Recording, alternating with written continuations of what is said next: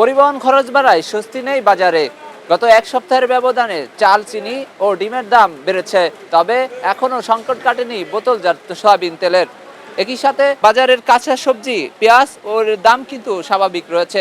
একই সাথে গত এক সপ্তাহের ব্যবধানে চাল, চিনি, ডাল সহ কিন্তু ও বেশ কিছু পণ্যের দাম বেড়ে গেছে, এটি কিন্তু ছড়িয়ে পড়েছে। তবে বিক্রেতারা বলছেন মূল চাপ এসেছে পরিবহন খরচ থেকে। সম্প্রতি ডিজেলের দাম লিটার প্রতি 15 টাকার বাড়ানোর পর পরিবহন ট্রাকের ভাড়া 2 থেকে 3 হাজার টাকা পর্যন্ত বেড়েছে। এর সরাসরি প্রভাব পড়েছে নিত্য পণ্যের বাজারে।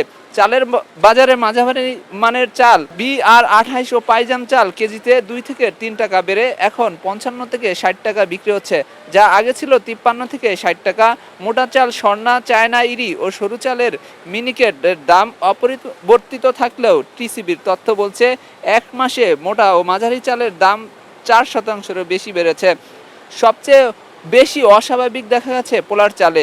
10 থেকে 15 দিনের মধ্যে কেজিতে 15 টাকা বেড়েছে। প্যাকেটজাত পোলার চাল বিক্রি হচ্ছে এখন 180 থেকে 190 টাকায়। খোলা পোলার চালও 5 থেকে 10 টাকা বেড়ে দাঁড়িয়েছে 145 থেকে 155 টাকায়। একই সাথে চিনির বাজারে দেখা যাচ্ছে দাম বৃদ্ধির চিত্র। কেজিতে 5 টাকা বেড়ে খোলা চিনি এখন বিক্রি হচ্ছে 100 থেকে 105 টাকায়। প্যাকেটজাত চিনি 110 টাকায় বিক্রি হচ্ছে। ব্যবসায়ীরা বলছেন এ সময় নতুন আমন ধান বাজারে আসার কথা রয়েছে, ফলে চালের দাম কমার প্রবণতা থাকার কথা ছিল, কিন্তু বাড়তি পরিবহন খরচের কারণে সেই সুবিধা মিলছে না। পোলার চালের দাম হঠাৎ বাড়াকে অনেকেই অস্বাভাবিক বলছেন, তবে মিলারদের দামের প্রভাবে খুচরা বাজারে এই বৃদ্ধি এসেছে।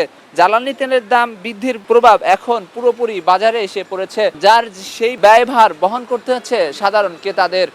কারণ বাজার থেকে আলী দুর্জয়, খবরের কাগজ। খবরের কাগজ, নিখাত, নির্ভীক, নিরপেক্ষ।